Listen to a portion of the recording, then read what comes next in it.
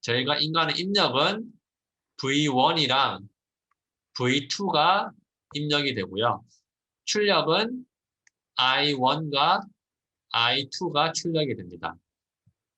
즉 V1, V2를 입력 함수로 해서 I1, I2를 나는 계산을 하고 싶어요. 계산을 하고 싶어요. 여기 3개씩에서 계산이 가능하겠죠. 계산하는 법은 교과서에는 있지만 뭐 제가 같이 하진 않겠습니다. 과정이 길어서 과정이 기니까 제가 같이 하진 않겠지만 여러분들이 당연히 연립 방식이잖아요. 식이 3개가 이렇게 있는데 입력 식이 3개가 있는데 우리가 만약에 V1, V2를 입력을 했을 때 I1, I2를 나타내고 싶으면은 이 3개에서 해답을 찾을 수가 있을 겁니다.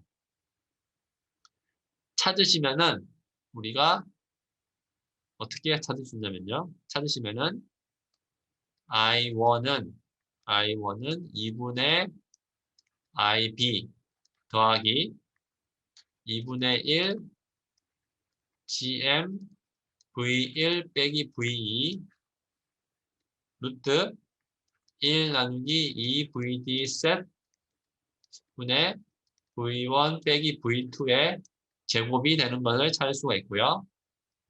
I2는 2분의 1 IB 빼기 2분의 1 GM V1 V2 얘는 똑같이 나옵니다.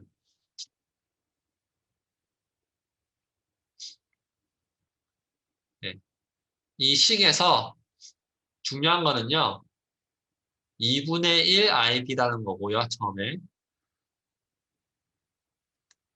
나머지 그 다음 중요한 거는 더하기 2분의 1 GM 빼기 2분의 1 GM이라는 게 중요하고요. 입력은 V1 빼기 V2라는 게 중요합니다.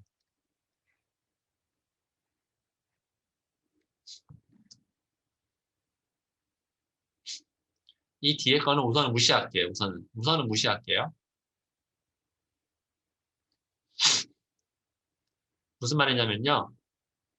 IB라는 기준 전류원이 있잖아요. 그거에 2분의 1 반반씩 I1, I2로 흐르고 반반씩 흐르고요. V1, V2의 차이, 입력 차이에 대해서 하나는 덧셈으로 흐르고 더 많이 흐르고요. 하나는 뺄셈으로 흐른다. 더 적게 흐른다는 뜻입니다. 그러니까 식의 의미는 그렇습니다. 이 뒤에 거를 무시하시면요. 이거 GM 값도 우선은 무시할게요. 2분의 1 IB, 2분의 1 값이 왼쪽, 오른쪽 똑같이 흐르고 입력 전압의 차이, V1 빼기 V2에 따라서 한쪽은 전류가 더 많이 흐르고 다른 쪽은 전류가 더 적게 흐릅니다. 네. 말이 됩니까?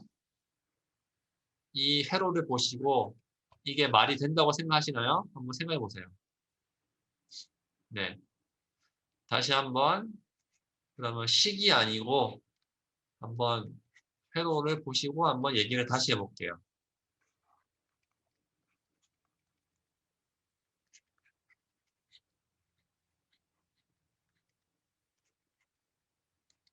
지금 V1, V2는요. 뭐 소신호도 아니고 대신호도 아니고 그냥 전체 신호입니다. 이 밑에 1 마이크로 앰프가 흐르고 있고요. 왼쪽에 뭐 예를 들어서 1.5V, 오른쪽에 1.5V가 있다고 해볼게요. 서플라이는 3V라고 얘기를 하고요. I1과 I2를 계산을 할 수 있습니까? 계산할 수 있겠죠. 왜? 어떻게 할 수 있습니까? 내가 식을 보지 않고도 할 수 있습니다. 왜요? 왼쪽, 오른쪽 대칭이잖아요. 대칭. 왼쪽, 오른쪽이 대칭으로 생겼잖아요. 데칼코마니. 그러면은 이 전류랑 이 전류가 같아야 되겠죠. 2분의 1씩 흘러야 됩니다. 왼쪽 전압이랑 오른쪽 전압이 같으면은 왼쪽 전류랑 오른쪽 전류는 같아야 됩니다. 구조가 왼쪽 오른쪽 대칭이니까.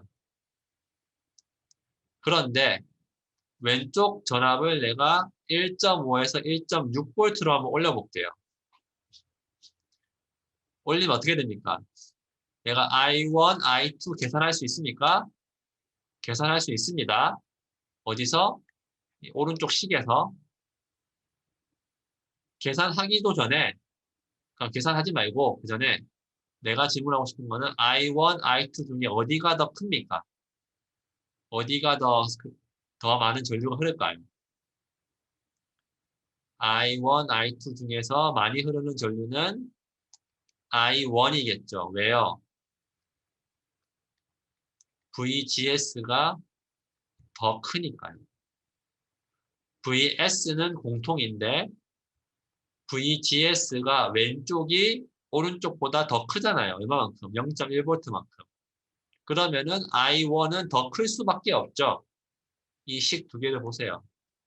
V1, V2 중에 큰 값이 전류가 더 클 수밖에 없잖아요. 그 다음에 1.6이었는데 오른쪽도 1.6이라고 해볼게요. 그러면은 왼쪽 전류, 오른쪽 전류 어떻게 변하나요? 다시금 같아지죠. 왜? VGS가 같으니까.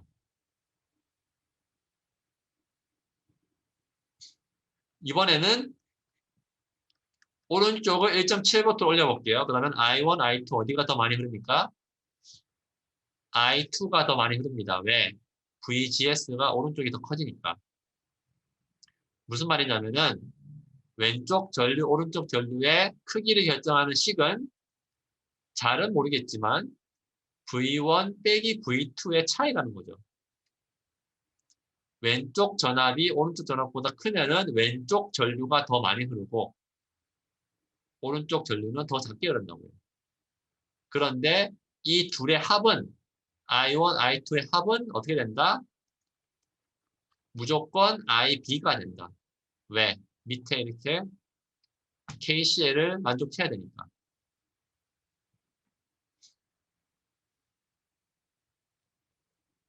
맞습니까? 그러니까 이 식의 이 위에서부터 밑에 전개는요. 그냥 산수예요, 산수.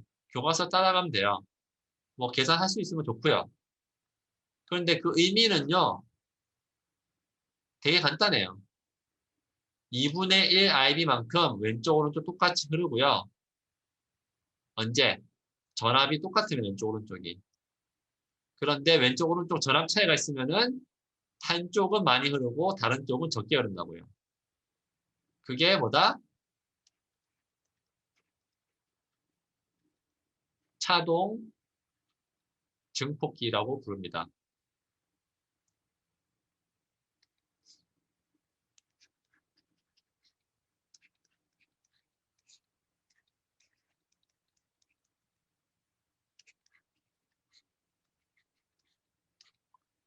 다시 왼쪽 V1, 오른쪽 V2, 왼쪽 V out 1, 오른쪽 V out 2, 왼쪽 전류 I1, 오른쪽 전류 I2라고 했을 때 첫 번째 V1 빼기 V2의 차이에 따라서 내가 I1, I2를 그려볼게요. 어떻게 그릴 수 있습니까? V1, V2가 같을 때가 어디예요? 여기잖아요. 같을 때 전류는 어떻게 흘러요? 2분의 1 IB만큼 흐르죠. 죄송해요. 밑에가 IB일 때.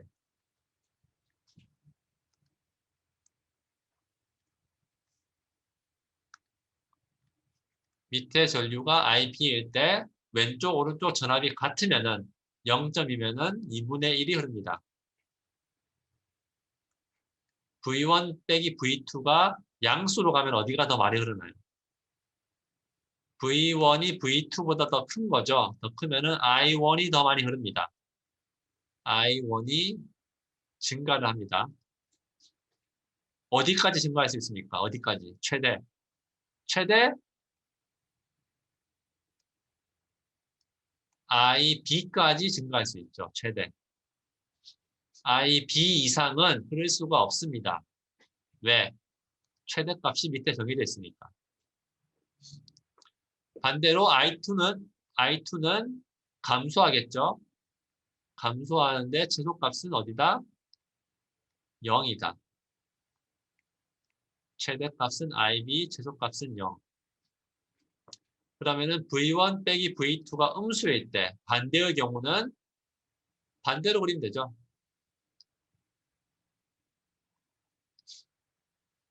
한쪽은 IB고 다른 쪽은 0. 좌우 대칭으로 이렇게 동작을 하게 됩니다. 이 식이 앞에서 얘기한 2분의 1 IB, 2분의 1 GM, V1 빼기 V2, 1 빼기 2 BD 셋 분의 V1 빼기 V2의 제곱으로 나타낼 수 있더라. 이 식에서 보시면은 제가 하나만 썼습니다. I1만. 2분의 1 IB가 BC로 흐르고요. V1 빼기 V2의 차이 값에 따라서 증가하는 전류가 흐르게 되고 V1, V2가 커지면 커질수록 루트 안에 있는 이 성분도 영향을 끼치거든요. 끼칩니다. 끼치기 때문에 이런 비선형 성분이 생기는 거고요. 네. 그럼 동시에 같은 회로에서 V1 빼기 V2에 따라서 Vout1, Vout2를 그려볼게요. 똑같이 V1, V2가 같을 때 이쪽 점이죠. 이때 Vout1, Vout2는 어떻게 됩니까? 우선은 그 값이 같다라고 얘기할 수 있죠. 왜? 좌우 대칭이니까. 그 값이 얼마다?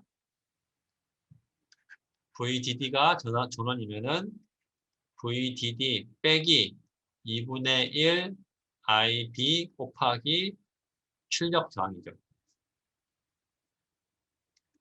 전압 강화가 2분의 1 IB RL만큼 일어나잖아요.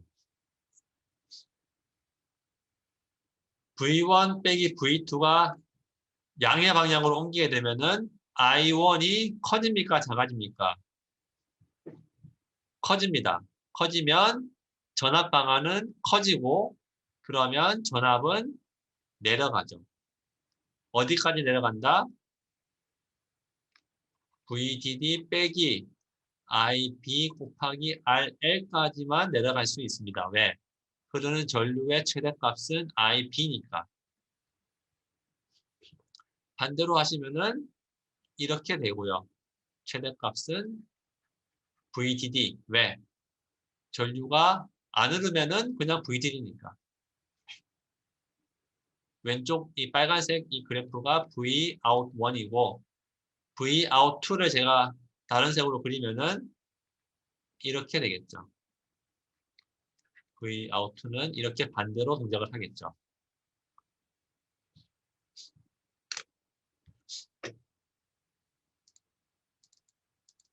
이렇게 동작을 할 때 제가 그래프를 좀 더 여기서는 자세하게 그렸네요. 이거에 대한 그래프를 실제는 좀 더 제가 더 이쁘게 그렸습니다. 그렸을 때 차동 증폭기는 언제 동작을 하냐면은 이 중간점을 중심으로 이 V1 빼기 V2가 더하기 빼기로 움직이는 영역에서 동작을 하더라. 이 중간점이 뭐다? V1, V2의 DC 바이어스만 인가되었을 때 BC가 오른쪽 왼쪽이 똑같고요. 인가가 되었을 때 AC가 이렇게 인가가 되면은 오른쪽은 반대로 이렇게 인가가 됩니다. 그게 차동 증폭기예요. 왼쪽이 위상이 양이면은 오른쪽은 음이어야 된다. 왼쪽의 위상이 음이면 오른쪽의 위상은 양이어야 된다. 차동 증폭기는 이렇게 동작을 해야 됩니다. 만약에 왼쪽 위상이 양인데 오른쪽 위상이 양이면은 동작을 합니까 안 합니까? 이렇게는 동작을 안 합니다. 왜 안 합니까? 아까 얘기했잖아요. V1, V2 값이 같으면은 왼쪽, 오른쪽 전류는 같을 수밖에 없다고요. 신호는 안 흐른다고요. 신호가 전달이 안 된다고요. V1, V2가 이렇게 같은 위상으로 움직이면요. 오른쪽 전류, 왼쪽 전류는 바뀌지가 않습니다. 그 얘기는 신호가 0이란 거죠. 신호가. 바뀌지 않으니까.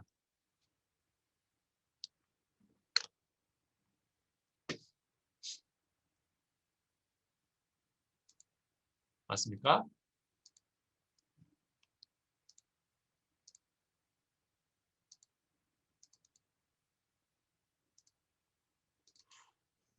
그러면 다시 예제로 한번 가보겠습니다.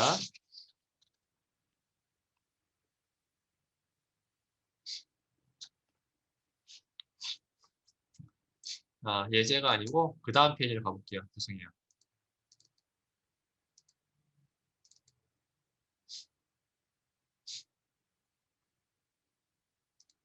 그래서 우리가 앞에서 ID1, 여기서는 ID1이라고 했는데요. 제가 ID1을 계산을 하고요. 그거의 차이를 계산해 보니까 이와 같이 되더라. 그런데 중요한 거는 이 앞에 부분이더라. V1, V2의 차이에 따라서 GM만큼 신호 전류가 흐르게 되고요. 루트 안에 있는 성분은요. 1 빼기 V1 빼기 V2의 무슨 곱이잖아요. 그래서 오른쪽은 비선형 성분인데요. V1 빼기 V2가 VD셋보다 현저히 작으면은 이게 거의 0에 수렴한다는 뜻이죠. V1 빼기 V2가 매우 작으면은.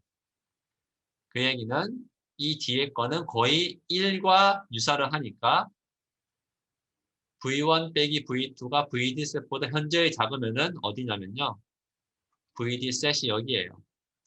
VD셋보다 현저히 작은 영역에서는 뒤에 거를 우리가 무시를 할 수 있더라. 무시를 할 수 있더라. 무시를 하니까 차동 출력은 차동 입력 곱하기 GM으로 되더라. 차동 입력 곱하기 GM으로 되더라. 그때 이 GM을 계산해 보시니까 이와 같은 식이 됩니다. 이와 같은 식이 됩니다.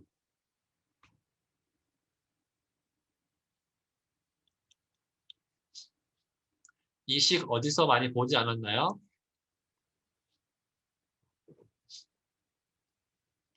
보세요. 다시 뮤 COX L분의 W IP 이 식 한번 염두에 두시고요. 어디서 봤냐면은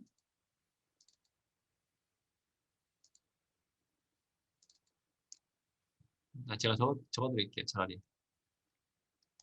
앞에 슬라이드에서 UC L분의 W IP라고 했습니다.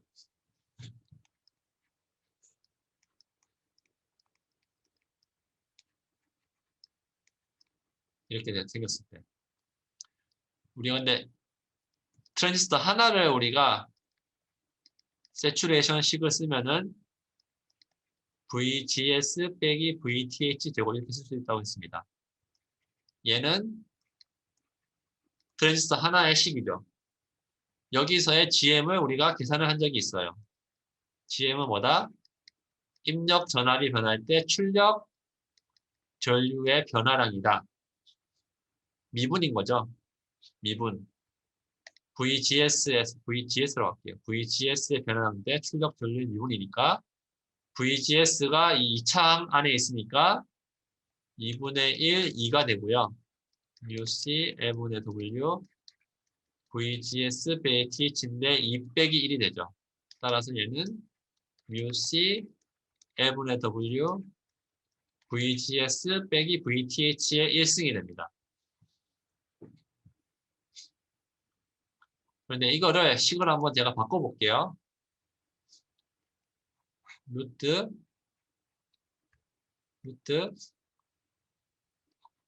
µc L분의 W 제곱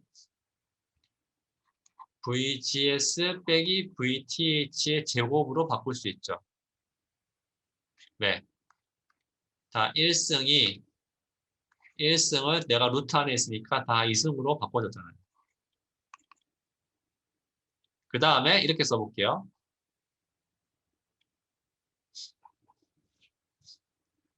2 곱하기 µc L분의 W 2분의 1 곱하기 µc L분의 W 곱하기 VGS 빼기 VTH 제곱 이렇게 썼습니다. 이렇게 써도 무방합니다. 왜요? µc L분의 W는 제곱이니까요. 1승, 1승으로 제가 나누었습니다. 여기 제곱은 그대로 제곱이 있고요. 1 대신에 2랑 2분의 1로 나누었습니다. 이렇게 나누니까 뒤의 식이 뭐예요? 2분의 1 µc W 나누기 L VGS 빼기 VTH 제곱은 뭐다? i랑 같더라. i랑. 따라서 얘는 루트 2의 µc L분의 W IB랑 죄송해요. 이때는 i랑 같더라. i랑. 이 식이랑 비교를 하면은 뭐가 바뀌었습니까? 1이 2가 1이 됐죠. I, B랑 I는 뭐 틀리니까 다르게 두는데요. 2가 1이 되었습니다. 왜 그렇습니까? 얘는 트랜지스터 하나당 흐르는 전류가 내가 I라고 했습니다. 위에를 보시면요. 왼쪽, 오른쪽이 대칭일 때 양쪽에 흐르는 전류는 뭡니까? 2분의 1 ID죠. 즉 얘는 2 µc L분의 W 2분의 IB로 식을 바꿔주는 거랑 마찬가지인 거죠. 그렇게 따지면은 똑같이 2가 있고 똑같이 µc L분의 W가 있죠. 똑같이 2분의 IB 한쪽에 흐르는 전류의 크기 여기는 I 하나에 흐르는 전류의 크기로 똑같아집니다. 그래서 이 식은 우리가 단일 스테이지 증폭기랑 똑같습니다. 결론이. 똑같은 얘기를 BJT로도 할 수 있습니다. BJT를 저희 수업 시간에는 많이 다루진 않지만 거의 안 다룹니다. 근데 전자회로 때는 두 개 다 같이 다뤘잖아요. 똑같습니다. BJT 쓰시면은 왼쪽 오른쪽 전류 합은 밑에 전류랑 똑같아지고요. 각각의 전류는 익스포넨셜한 함수를 따르게 되죠. 다들 BJT 식 아시면은 이 식 쓰실 수 있고요. 그 두 식의 연립 방식을 푸시면은 똑같이 입력이 V2 빼기 V1 혹은 V1 빼기 V2의 함수로 되는데 익스포넨셜하게 우리가 표현을 나타낼 수 있습니다. 하셔서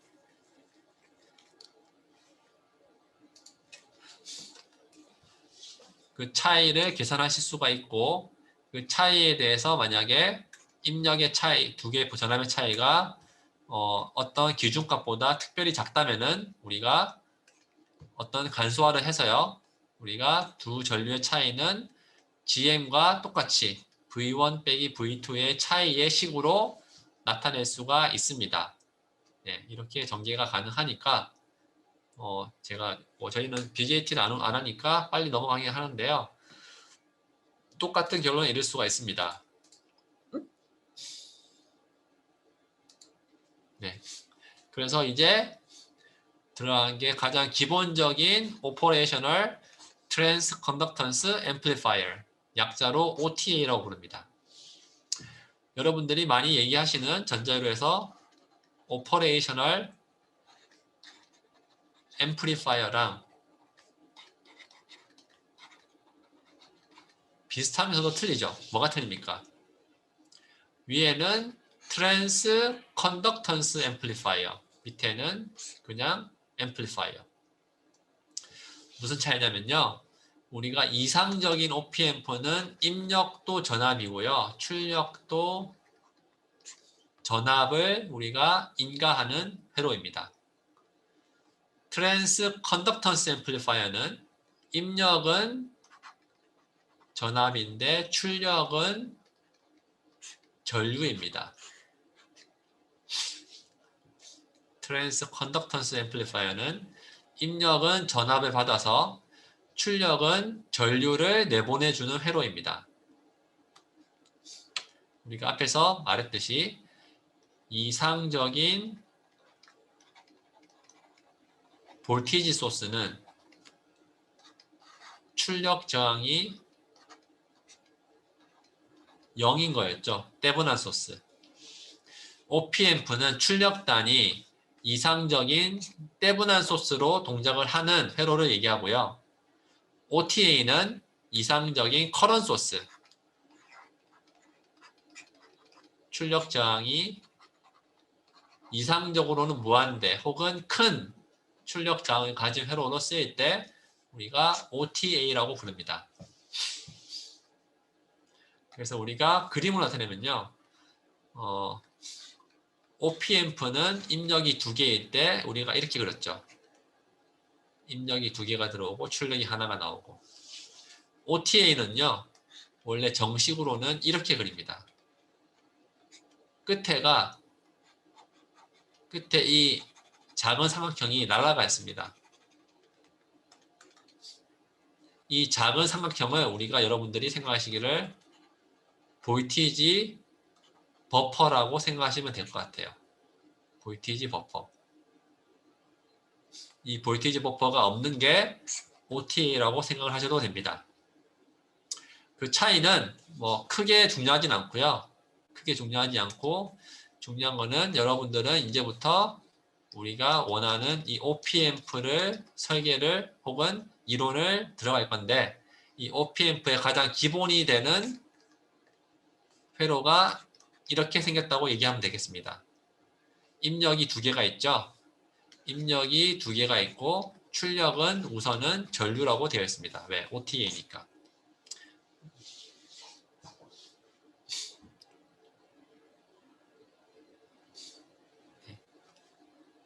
이 OTA 회로를 한번 해석을 해볼게요. 이제 라지 시그널이 아니고 소신호로 한번 생각해 보겠습니다. 소신호로 한번 이해를 해보겠습니다.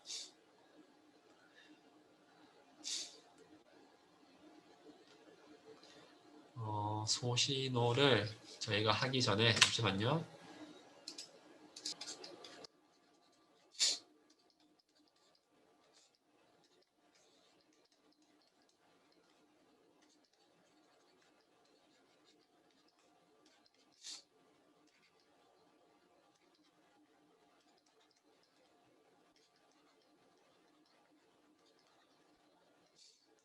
그러면은 얘를 우리가 계산 한번 해볼게요.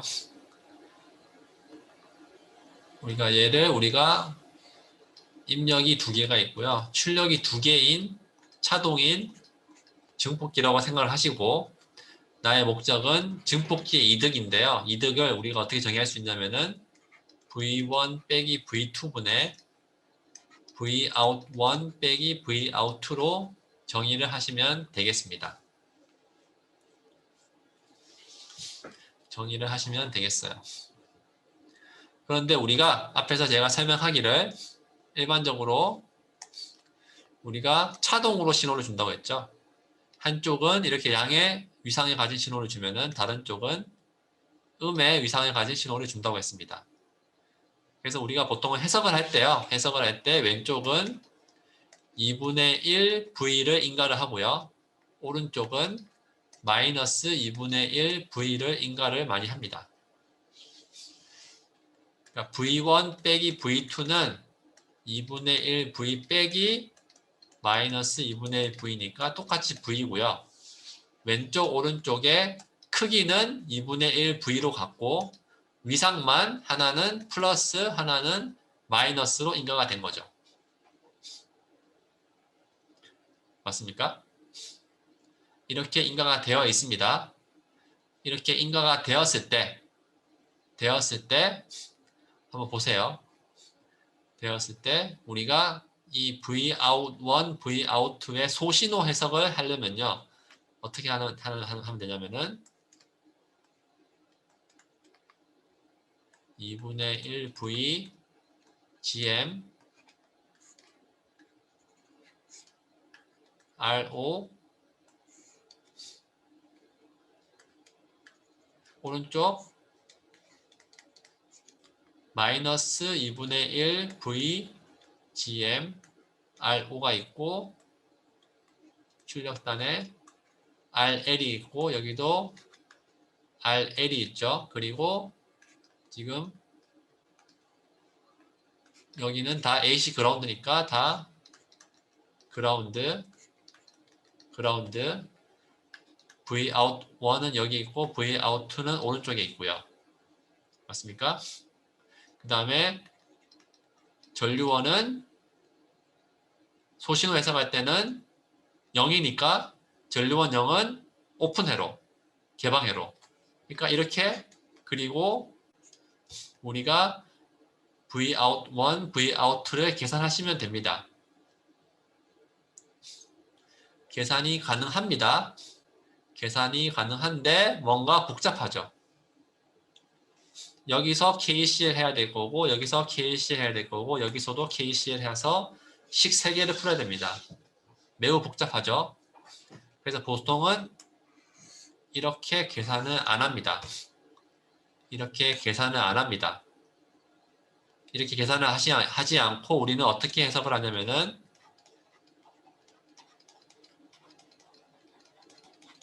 half 서킷으로 해석을 합니다. 무슨 뜻이냐면은 이 회로를 반으로 쪼갭니다. 반으로 쪼개서 왼쪽, 오른쪽에 대해서 우리가 해석을 따로 합니다. 따로 하고 Vout1, Vout2를 계산을 하시면은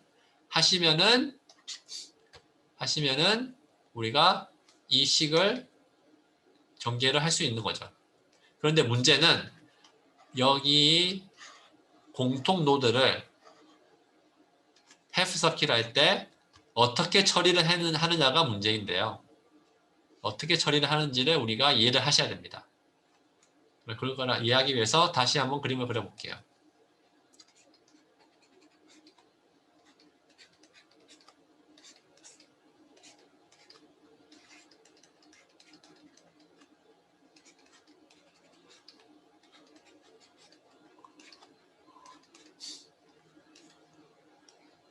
이렇게 내가 위상이 반대인 신호를 인가했습니다.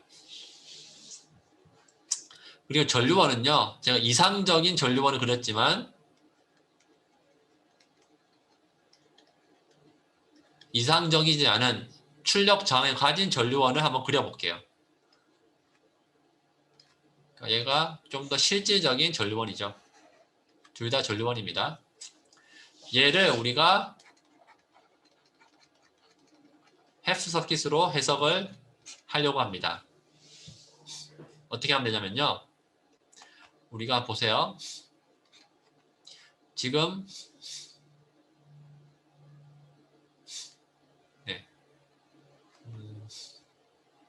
적어도 이 아까랑 똑같이 대칭되는 점을 중심으로 내가 이런 신호를 인가하면요. 양의 신호를 인가하면은 소스에는 여기 소스죠. 어떤 신호가 출력이 나옵니까? 여기가 출력은 아니지만 여기 신호를 내가 한번 이해를 해보면은 이런 신호가 들어가겠죠. 왜요?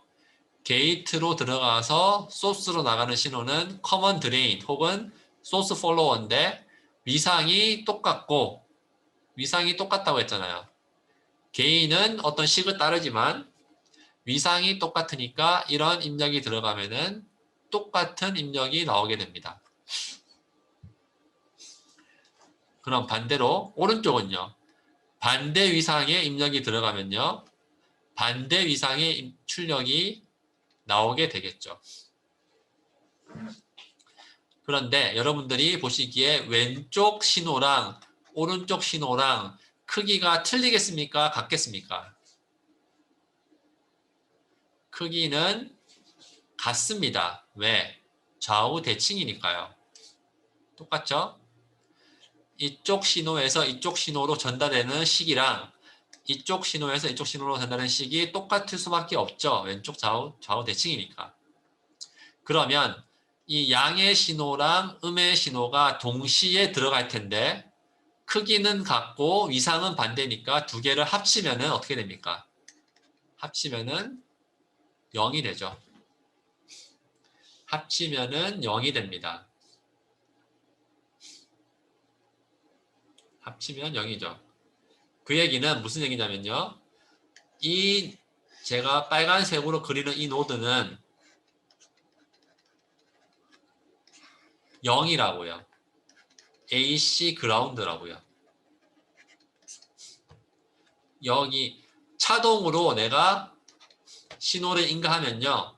여기 노드는 AC의 변화가 없습니다. AC 그라운드입니다.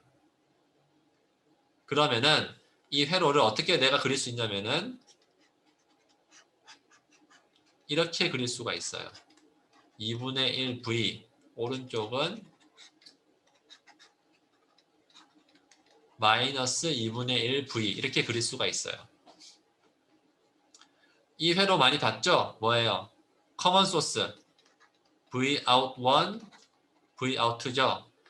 V out 1은 마이너스 GM 입력은 2분의 1 V in 출력은 RL 여기가 RL이면은 V out 2는 마이너스 GM의 입력은 마이너스 2분의 1 V in 죄송해요. 그냥 V네요. 여기는 그냥 V 그냥 V 곱하기 RL 그러면은 V out 1 빼기 V out 2는 마이너스 GM의 2분의 1 마이너스의 마이너스 2분의 1이니까 그대로 V의 RL 따라서 우리가 원하는 증폭 이등은 뭐였어요? V1 빼기 V2분의 V out 1 빼기 V out 2니까 V1 빼기 V2가 뭐다? 역시 V다. 왜? 2분의 1 빼기 2분의 1이니까.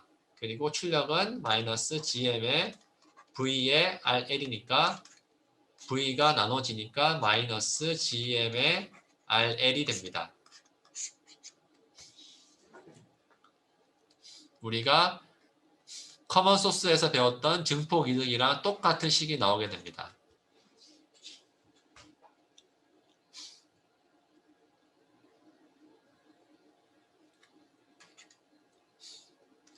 제가 이 해프 서킷은 왼쪽 오른쪽이 위상이 반대일 때 차동으로 들어갈 때 이렇게 해석을 했습니다. 그래서 이건 해프 서킷인데 좀 더 구체적으로 얘기하면은 디퍼런셜 모드에서의 해석입니다. 입력이 차동으로 들어갔을 때는 이렇게 해석을 하셔야 되고요. 그러면 이제는 입력을 차동이 아니고 커먼 모드로 넣어 볼게요. 입력을 이제는 차동이 아니고요. 커먼 모드로 넣어 보겠습니다.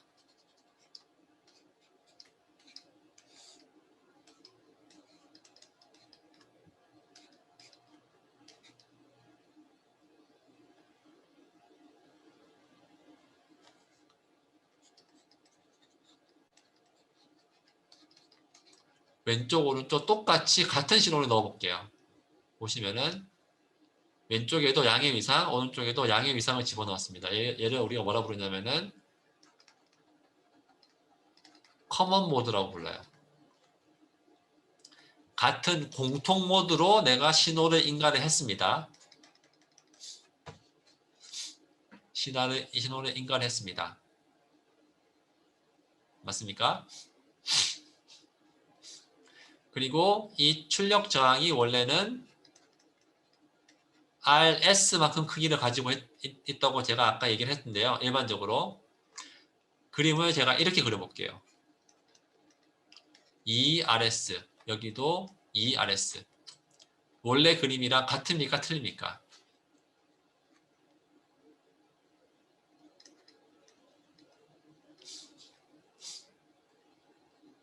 같죠? 왜? ERS 병렬이니까 RS죠. 사실 이렇게 그려도 됩니다. 좀 더 다르게 그려볼게요.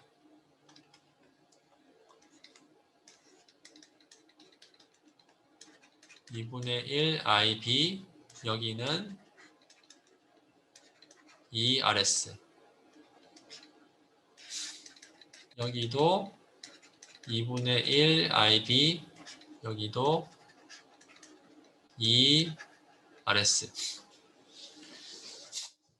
라고 이렇게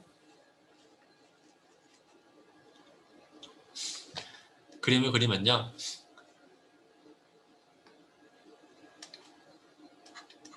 이렇게 좌우 대칭이죠. 똑같이.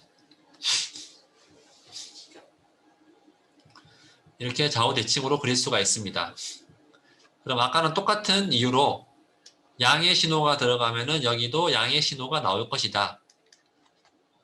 그 크기는 내가 모르겠지만 어떤 양의 신호가 나올 것이고 오른쪽에도 양의 신호가 들어오니까 여기도 양의 신호가 나올 것이다. 그런데 왼쪽 오른쪽에 전압이 똑같이 변하잖아요. 똑같이. 지금 제가 왼쪽 오른쪽 했지만 시간상으로는 똑같은 시간입니다. 똑같이 변하니까 왼쪽 오른쪽에 전류가 흐릅니까 안 흐릅니까? 흐르지 않죠. 왜요? I는 R분의 V1 빼기 V2인데 왼쪽 오른쪽 전압이 같으니까요. 얘는 0인 거죠. 왼쪽 오른쪽 전류가 흐르지 않으니까 여기를 우리가 어떻게 할 수 있냐면은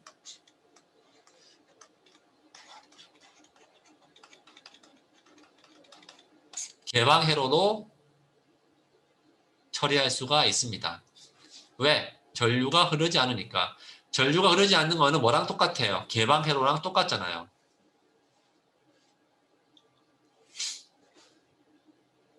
맞습니까? 그러면은 개방 회로로 처리하면은 왼쪽은 어떻게 됩니까?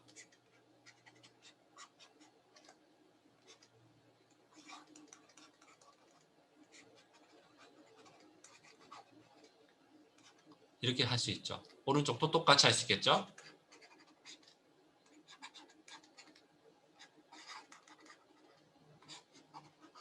이렇게 할 수 있죠. 이렇게 생긴 회로가 뭐였습니까?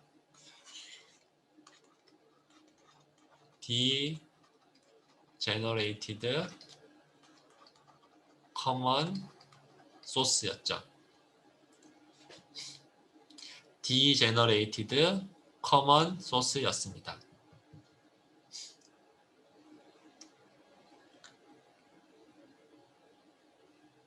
맞습니까?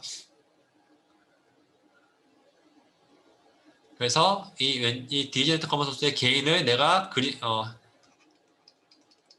계산하면은 마이너스 gm 1 더하기 gm 소스 저항분의 로드 저항으로 계산이 가능합니다. 오른쪽도 마찬가지죠. Vout는 마이너스 gm 로드 저항 나누기 1 더하기 gm의 2의 소스 저항. Vout1 빼기 Vout는 어떻게 됩니까? 왼쪽 오른쪽 크기가 똑같죠? 0입니다.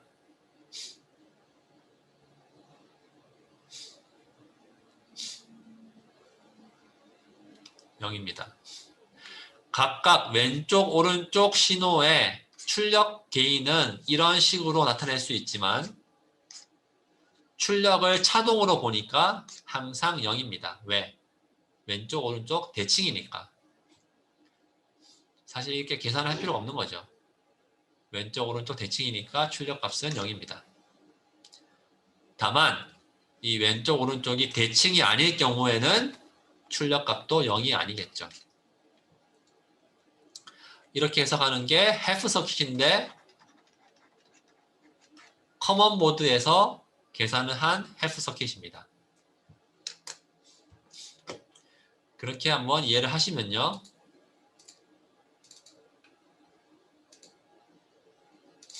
이 회로를 이제 제대로 해석을 해보겠습니다.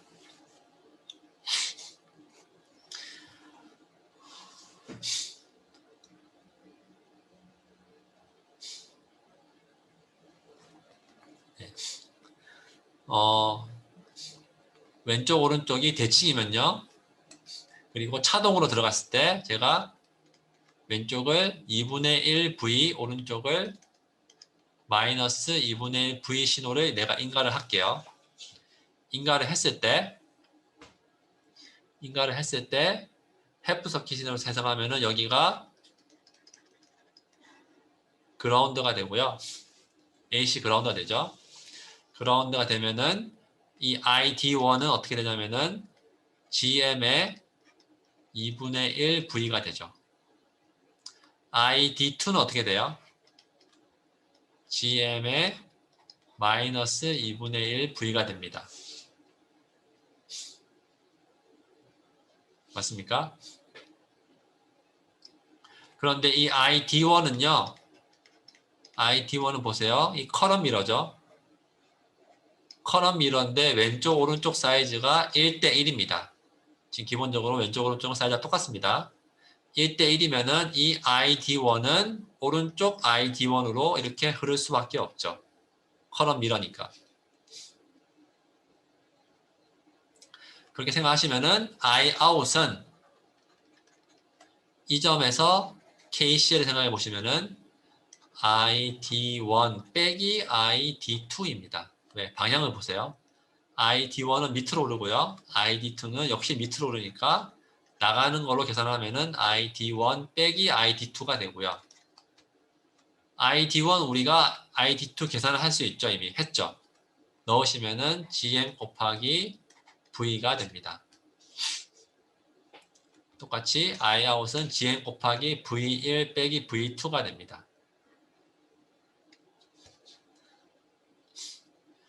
출력 전류를 우리가 계산했으니까 출력 저항을 알면은 출력 전압도 알 수 있죠. 출력 저항은 이쪽으로 보이는 저항이니까 이 저항, 밑으로 보이는 저항의 병렬 따라서 RON과 ROP의 병렬 따라서 전체 게인은 GM 곱하기 Rout입니다. 웬만하면 다 GM 곱하기 Rout이죠. 맞습니까?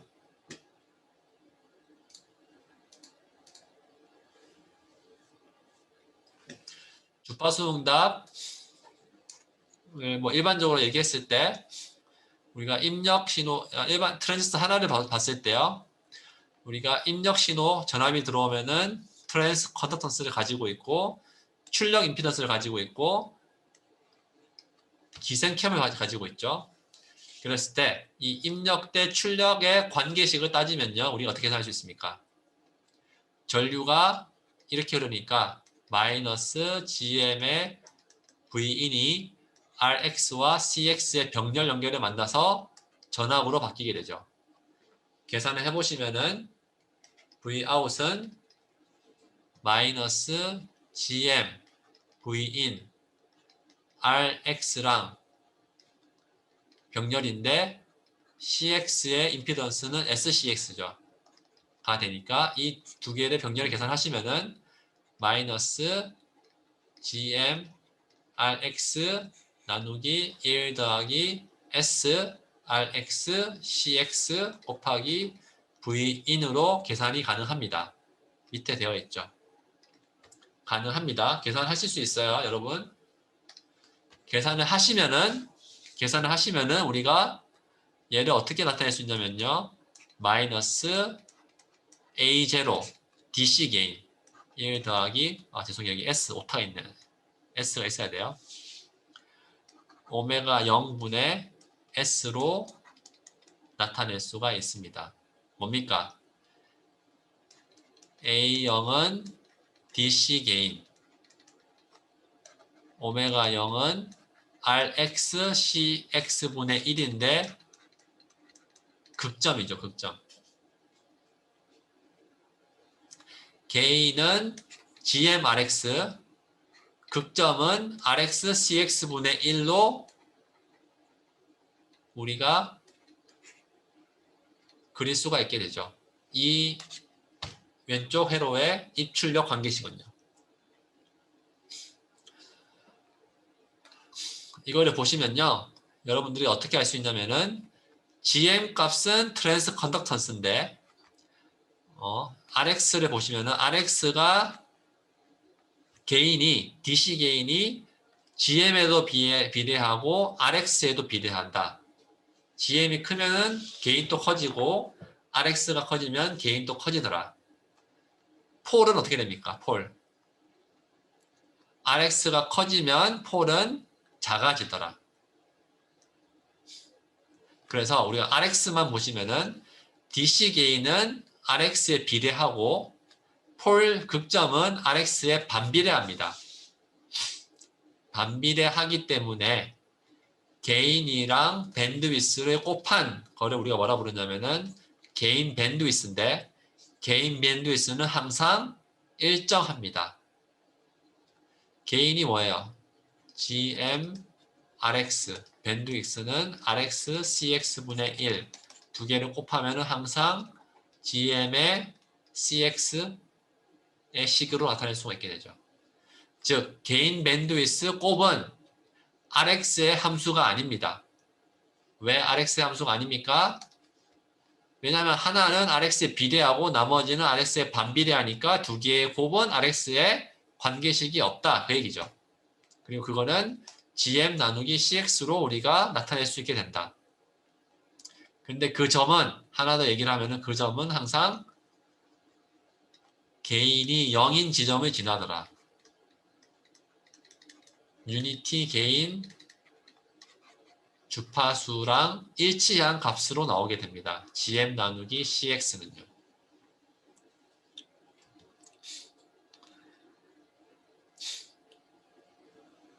맞습니까? 이게 왜 그러냐면요. 한번 이 식을 다시 따져보면 돼요. Vout은 1 더하기 S RX CX분의 마이너스 GM RX V인인데 이 유니티 게인, 게인이 죄송해요. 0이 아니고 1 혹은 0dB 유니티 게인은 게인이 1이든지 혹은 dB로는 0dB를 얘기합니다. 게인이 1일 때는 Vin이랑 Vout의 값이 같잖아요. 그러면은 날아가죠.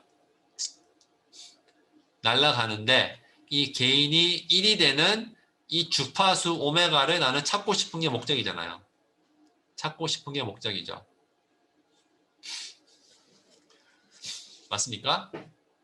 그러면은 1 더하기 J 오메가 RC RXCX 대신에 RC라고 할게요. 마이너스 GMR이 되는데요. R이 되는데 우리가 상대적인 크기를 보시면요. 1이랑 J 오메가 RC를 비교해 보면은 어디가 더 큽니까? 오메가는 이쪽이잖아요. 이쪽. 오메가는 RC분의 1보다 매우 큰 영역이죠.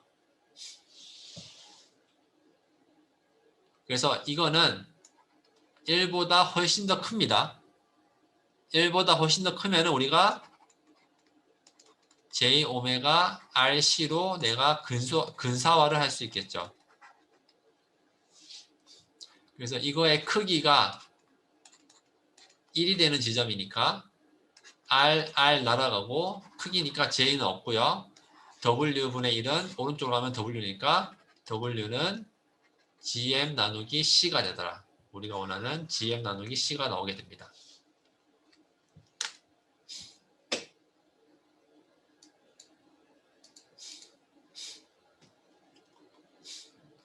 그래서 이거를 아시고 이제 주파수 응답을 한번 계산해 볼게요. 이 오퍼레이션을 OTA의 주파수 응답을 내가 계산을 하고 싶습니다. 계산을 하고 싶은데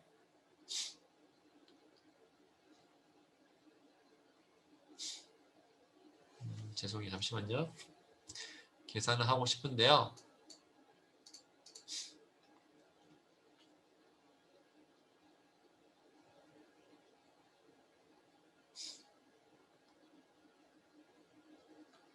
네, 계산을 하고 싶죠. 계산을 하고 싶은데 제가 입력 신호를 V1, V2인데 차동으로 줄 거니까요. 왼쪽을 2분의 1 VD라고 줄게요. 오른쪽은 마이너스 2분의 1 VD라고 줍니다. 한쪽은 플러스 한쪽은 마이너스가 되죠. 차동이니까. 이렇게 되었을 때 나는 이 슬라이드에서는요. 이 2분의 1 VD 입력에서부터 I out 혹은 V out, VX 예. 여기부터 I out까지의 이 식을 나는 계산을 해보고 싶어요. 계산을 하고 싶은 게 목적입니다. 어떻게 계산하면 될까요? 혹은 여기서는요. 네, 계산을 어떻게 하면 될까요? 숫자적으로 하면 되죠. 여기 신호가 VX 어떻게 되는지 계산을 한 다음에 VX 신호가 Iout에 어떻게 되는지 계산을 하면 될 겁니다. 맞습니까? 그래서 지금 이 슬라이드에서는요. 입력에서부터 VX까지의 함수를 우리가 계산하고 있어요. 계산을 해볼게요. 여기는 AC 그라운드, 입력은 GM 곱하기 V1이니까 GM 곱하기 2분의 1 VD, 그 다음에 출력 저항과 출력 캡을 가지고 있는데 출력 저항은 얼마다? 출력 저항은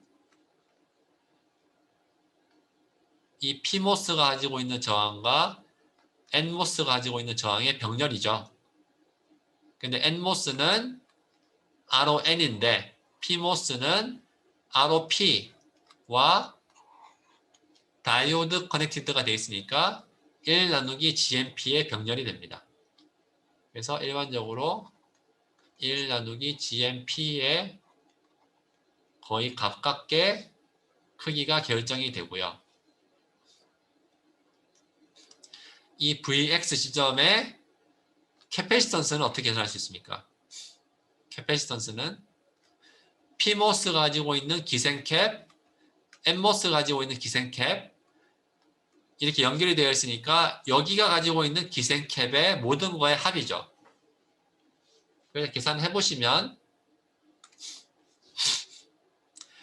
PMOS가 두 개가 있으니까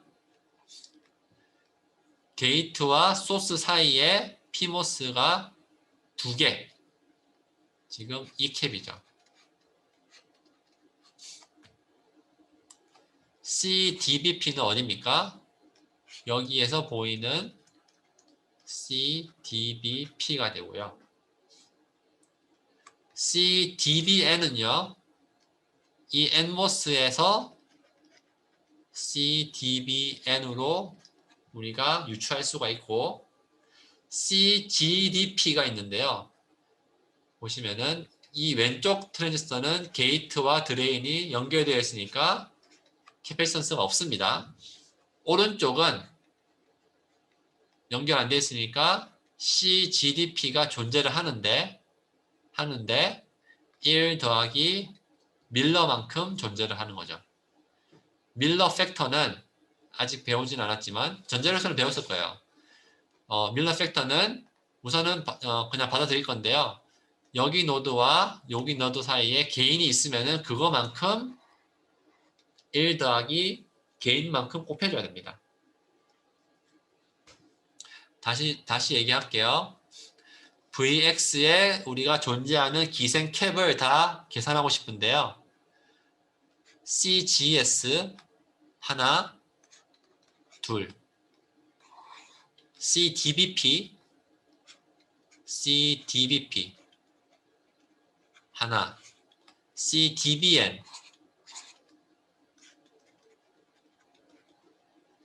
하나, 그리고 CGDP인데 여기죠.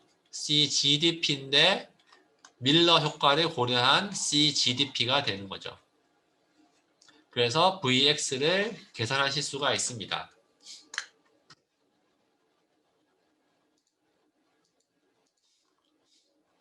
계산을 한 다음에 제가 Vx는 여기가 되고요. Vx에서 I out 혹은 V out으로의 식을 쓰시고 그 다음에 V2에서부터 V out까지의 식을 쓰면은 이렇게 됩니다. 한번 식으로 제가 답부터 얘기를 해볼게요.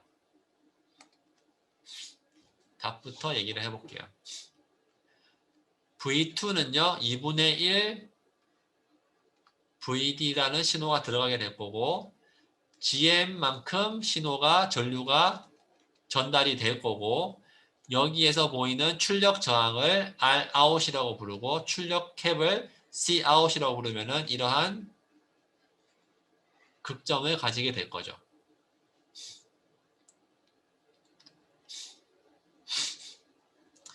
그 다음에 Vx는 2분의 1 VD가 RC를 지나게 되니까 극점을 이렇게 하나를 가지게 될 거고요. 2분의 1까지 했습니다. 그 다음에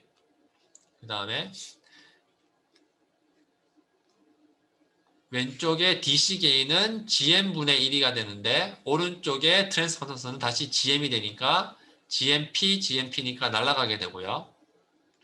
오른쪽에 R과 C가 있으니까 오른쪽에 극점이 하나가 더 추가가 되게 됩니다. 그렇게 보시면은 그렇게 해서 더하시게 되면은 결론적으로 이와 같은 식이 되는데 극점이 하나가 있고 두 개가 있고요. 제로점이 하나가 더 발생을 하게 됩니다. 극점이 총 두 개가 있고 제로점이 발생을 하게 되는데 여기 극점이랑 여기 제로점의 관은 항상 똑같은 관계식을 가지게 되는데요. 여기 극점은 GMP 나누기 C가 되죠. 음수가 될 거고. 여기에 제로점 어떻게 됩니까? 마이너스 GMP 나누기 C인데 두 배가 됩니다. 왜? 이것 때문에. 무슨 말이냐면은 극점이랑 제로점을 보니까 항상 두 배만큼 차이가 나게 됩니다. 두 배만큼 차이가 나게 됩니다. 그리고 상대적으로 여기 GM 나누기 C라는 극점이요. R0, C0분의 1이라는 극점이랑 비교를 하면은 훨씬 더 크기가 커지게 되죠. 왜? R0이라는 저항은 GMP분의 1보다는 매우 크니까. 그래서 우리가 그래프를 그리시게 되면은 그래프를 그려보면은 항상 주요 극점은 R0, C0분의 1에서 나오고요. GMP 나누기 C형에서 극점이 하나 더 생기고 그거의 두 배가 되는 점에서 항상 제로점이 생깁니다. 극점 만나면은 마이너스 20dB per decade의 슬로프를 가지고 하나 더 만나니까 마이너스 40dB per decade가 되고 제로점 만나니까 다시 마이너스 20dB per decade가 되겠죠. 이렇게 우리가 전체 주파수 응답을 계산을 할 수가 있습니다. DC 게인은 GM Rout, 도미넌트 폴은 ROCO분의 1, non-dominant 폴은 GM 나누기 C, 그리고 제로는 2배의 GM 나누기 C로 계산이 가능합니다.